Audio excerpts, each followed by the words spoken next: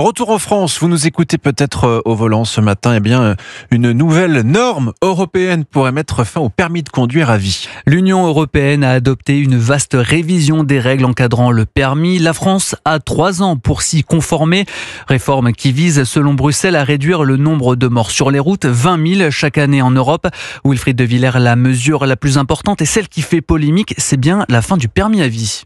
Avec cette réforme, votre permis sera donc valable 15 ans, voire 10 dans les pays où il fait aussi office de pièce d'identité comme la France.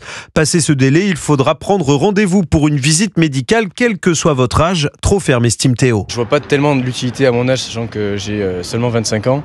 Après, si il y a des troubles de la vision qui s'installent, là j'estime que ça peut être intéressant de consulter un médecin, bien sûr. Je pense que jusqu'à l'âge de 50 ans, du moins, on peut quand même très bien s'en sortir sans ça. Pour les seniors, à partir de 65 ans, la durée de validité du permis pourrait encore être réduite, seulement 5 ans. Si Édouard, 82 ans, comprend le sens de cette mesure, c'est tout de même un coup dur, lui qui utilise sa voiture quotidiennement. Si demain on me dit « Ah, vous ne pouvez plus la conduire », je serai doublement handicapé. Ça m'évite de prendre des transports puisque j'ai du mal à marcher. Cette obligation de visite médicale est déjà en vigueur en Italie et cela fait longtemps que l'on aurait dû s'inspirer de ce système, estime Charlotte. C'est une question de sécurité routière, c'est une question de citoyenneté. Donc oui, à 100% pour cette visite médicale. Y compris même peut-être lors du passage du permis de conduire. Un contrôle qui pourra aussi prendre la forme d'un entretien d'auto-évaluation en ligne, décision qui reviendra à chaque pays européen.